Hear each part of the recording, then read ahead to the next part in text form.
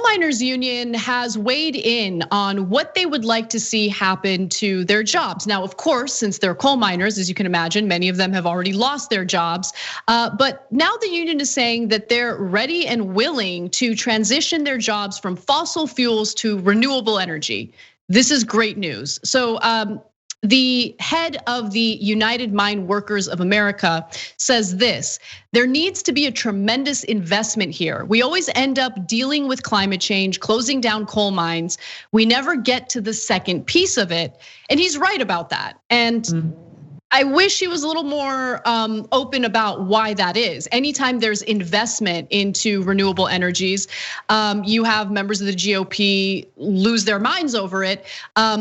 Remember when the Obama administration invested in Solyndra, which ended up failing, they used that as a talking point to essentially prevent any future federal government research and development into renewable energy.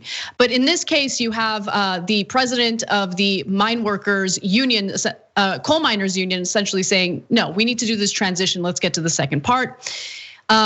Much of the coal producing areas of Appalachia and elsewhere are already in bad economic shape. Washington has taken little action to address it over the past decade. That must change as we confront a next wave of energy transition. We must take steps now to ensure that things do not get worse for coal miners, their families, and communities, but in fact get better.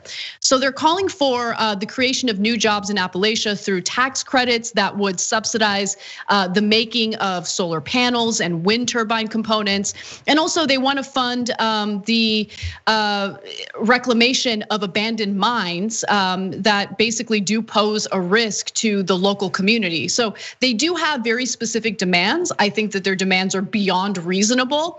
But overall, this is a good sign because this is something that mine workers certainly want to do. And where there's a will, there's a way. We just need to push our broken government to actually invest in it.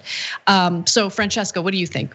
Yeah, I absolutely agree. And I think that, I remember back in 2016, you've got Trump pretending like he's like Zoolander, right? He's like got his little coal miner hat, his hard hat and his pick or whatever the hell, and he's like, coal is gonna come back, yeah. And he's surrounded by coal miners and using them as props like he always does. And so here you have coal miners and specifically a union saying, no, we're taking control of our narrative. And we're saying that we know, in fact, we've known that coal isn't coming back. They are the first to tell the country that coal isn't coming back. And that means that we need something else. That means that these areas have been devastated economically. And I definitely think that it just highlights why we need a Green New Deal and why the Green New Deal is so much about jobs and why then those jobs and sort of ground zero for the Green New Deal has to be these communities that are on the front lines of climate change, either because it's no longer profitable, it is not, safe for the environment, it's a greenhouse gas emitter, or some people who are on the front lines, by the effects of climate change, whether it's, flooding, fires, etc. So it's huge. I love this. And I wish Fox News would cover it. Yeah, I mean, good luck with that. But to your point, I am curious to see how the GOP is going to react or respond to it. And honestly, it really depends on whether Democrats work with this coal miners union in order to pressure Republicans to vote in favor of a more robust infrastructure plan, right? Yeah. Because this can be part of Biden's infrastructure plan, which does have a focus on climate change. And that's incredibly important. It's something that the GOP has already begun fighting against. Just yesterday, we showed a video of Senator Chris Coons, a Democrat and someone who's very close to Joe Biden. He was on Fox News essentially saying maybe we need to whittle down this $2.25 trillion proposal to about $800 billion. This is a Republican talking point, by the way, in order to focus on hard infrastructure. That's what he said, hard infrastructure. But in reality, you don't need to whittle it down. In reality, we do need investment in renewable energy in this country. And if Democrats work with the coal miners in order to apply pressure to the GOP, it could be successful, who knows? But again, there needs to be a will and there needs to be strategy from Democrats Democratic lawmakers. Instead, in the Senate, so far what we've seen is a bunch of corporate Democrats and conservative Democrats caving to the desires of Republican senators, and there's really no need for that. Yeah, and it also perfectly highlights who is blocking progress in the Senate.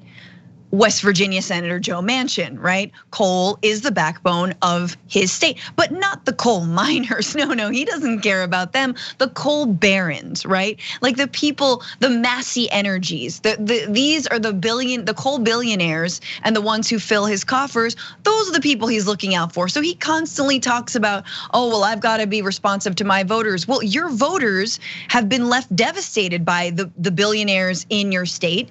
And now that we're transitioning away from it, whether because there's no more coal or because it is not, again, it's terrible for the environment to mine it, or because there aren't even the protections, even when you do mine it, whether it comes to community groundwater and safety or the safety of the coal miners themselves, as in so many infamous like accidents, right?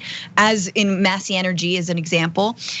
It just perfect. It perfectly shows who Manchin looks out for and why he is so reticent to do something like reforming or abolishing the filibuster. Yeah, and look, the good news with Manchin is that he's susceptible to pressure and changing his mind as a result of that pressure. Just the simple act of Vice President Kamala Harris giving interviews about Biden's relief bill, like put him in a tizzy. Like he didn't, I don't know why I'm using all this language today, but like, yeah, he was like stressed out about it. He hated it because he doesn't stand up well to pressure.